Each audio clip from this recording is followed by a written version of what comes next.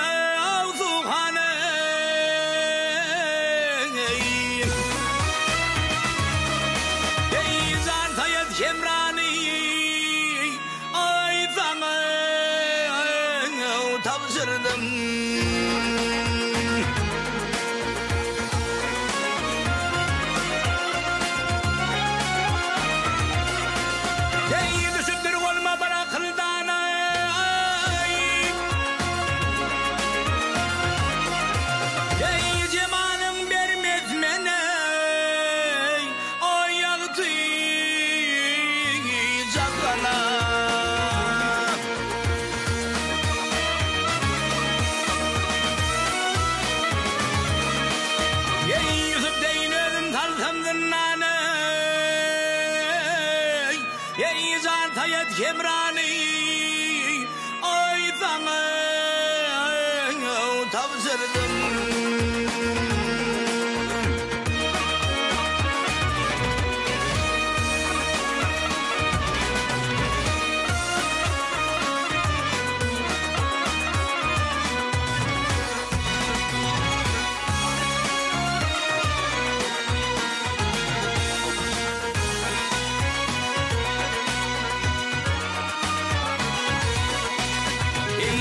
Yazdır bilmediğini bildireyim, urman dökmen sadıyanı güldüreyim.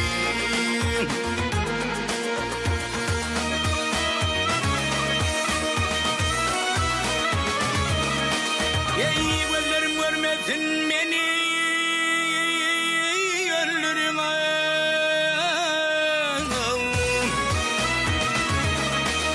Ey can sayet kemranı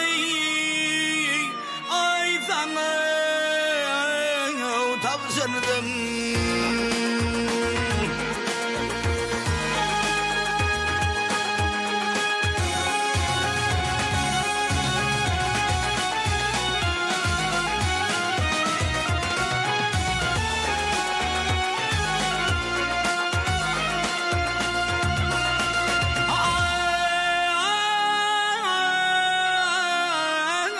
Ahmet'in dünyada kepidası.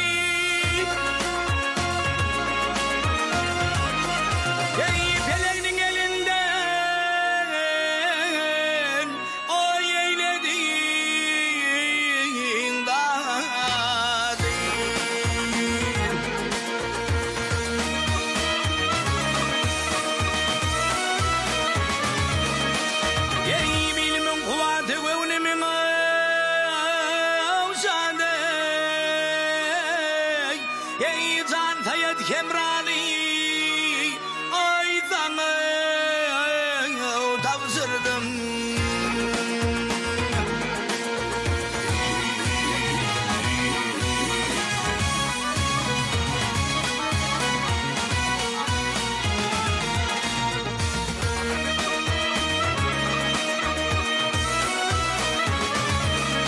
Ey bilimin kuvveti gönlümün